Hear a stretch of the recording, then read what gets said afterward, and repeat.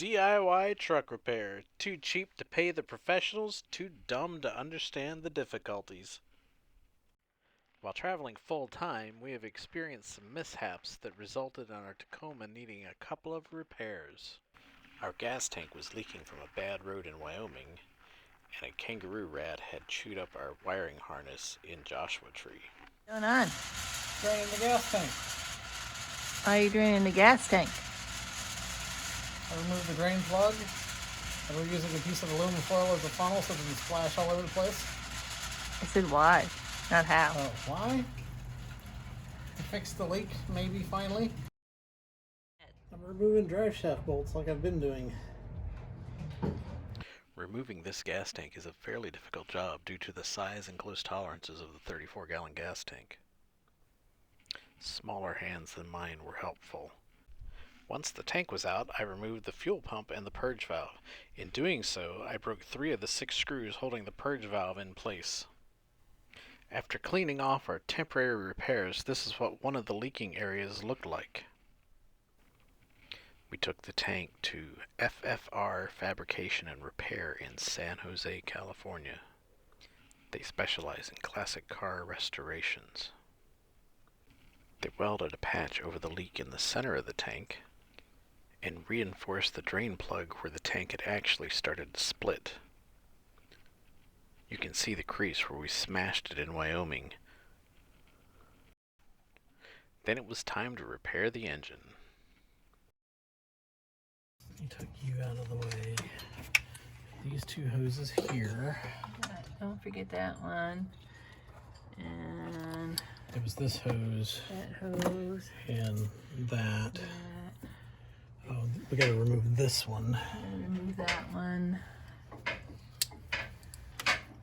The Rubber pipe the rubber Grabbers. hose grabberator. would be really cool.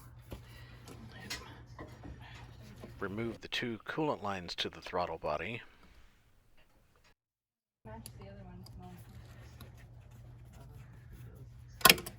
Off. And just tuck it there. That comes off. 2 intake braces get removed. This one comes off. In the background, you can hear Madeline and Omer replacing brakes on their car. These. Disconnect the passenger side fuel injector harness. At least they come out easy. Yeah, you can actually see where the squeezy bits are. Yeah, and you can actually squeezy it. Well, I can't squeezy that one very well. I'll get it last. Remove 6 bolts and the upper intake plenum comes off. No smoking. Remove 2 lines to the fuel rail and unclip the driver's side fuel injector harness. So the yellow goes down that end and the blue goes on that end. Yep. Okay.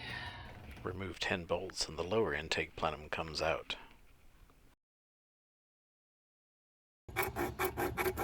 Cut the braces between the coolant pipes, back the thermostat housing off, and remove the center coolant pipe. And this gave us access to the intake valley. Right there is where you can see there's a nest with poop and what looks to be, we're calling it paper towel, so it is possible it might be a previous camper's toilet paper. Yuck. And there's the rest of the harness going that way. And the engine looks great. 2 clips. 2 freaking clips on the back of the engine holding that harness together, and we could not get them apart. We took hours trying to get them apart. Elizabeth slipped her phone behind the engine to videotape the clip. She found what the clips look like on the internet, and the next day we were able to get them disconnected in 20 minutes and had the harness out and on the ground.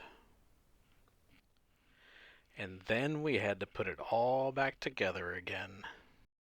Interwebs last night looking up how to just undo We stupid were clip. on the interwebs about 3 hours last night trying to figure out how to undo one stupid clip on the back of the engine where only she could get her hands, not me. Apparently there's somebody in the engineering department would be like, hey. Because we had our parts and bolts so well organized, the engine went back together quite easily. How's it going? Going great. Engine's running, trouble codes are cleared, no leaks. We're in. How's it smell? Pepperminty and chili. With everything back together, the Tacoma was road ready once again.